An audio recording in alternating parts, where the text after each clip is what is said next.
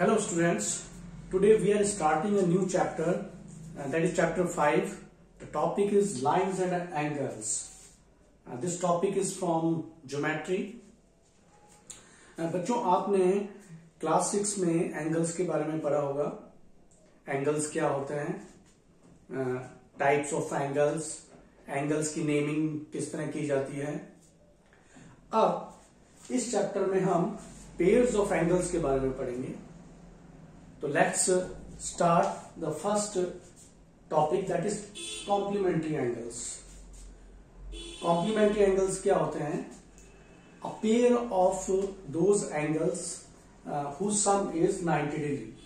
Two angles are complementary if the sum of their measure is 90 degree. आप देख सकते हैं मैंने दो एंगल्स लिए हैं, एक 30 डिग्री का और दूसरा 60 डिग्री का.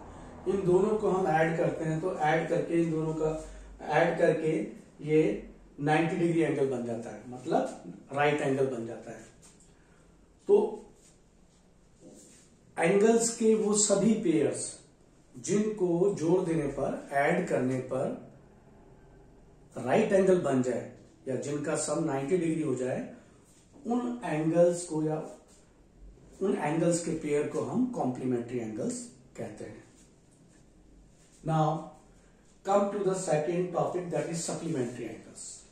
अब सप्लीमेंट्री एंगल भी एंगल्स का पेयर है, पेयर ऑफ एंगल्स, मतलब एंगल्स का वो पेयर जिनको ऐड करने पर या जिनको जोड़ने पर, जिनका सम करने पर जो है राइट स्ट्रेट एंगल बन जाए.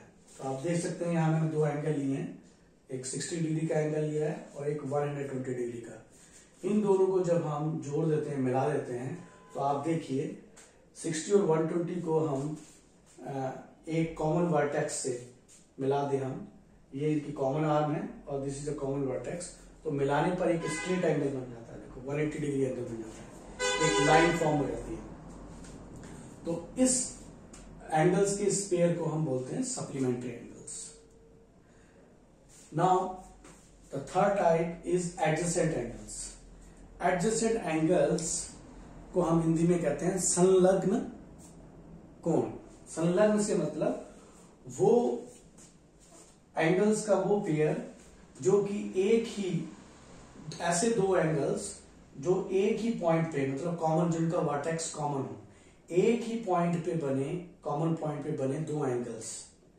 तो आप देखिए अगर दो एंगल्स एक ही पॉइंट पे बनेंगे, आप देखिए यहां पर ये पॉइंट O है और दो एंगल है 1 and 2. These are two angles are made on one point. तो इन दोनों एंगल्स 1 और 2 का जो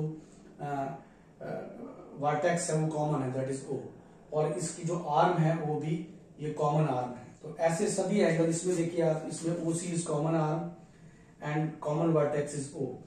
1 और 2 दोनों एंगल्स कॉमन वर्टेक्स O पे बने हुए हैं और इन दोनों एंगल्स की जो आर्म है कॉमन है, दैट इज OC. और इसमें आप देखिए, इसमें भी ये वाली जो आर्म है OC is common and vertex, common vertex is O. तो इस प्रकार के सभी ऐसे दो एंगल्स जो एक ही वर्टेक्स पे बने हों, जिनका वर्टेक्स कॉमन हो और एक आर्म जो है वो कॉमन हो, उन एंगल्स को हम एडजेसेंट एंगल्स कहते हैं.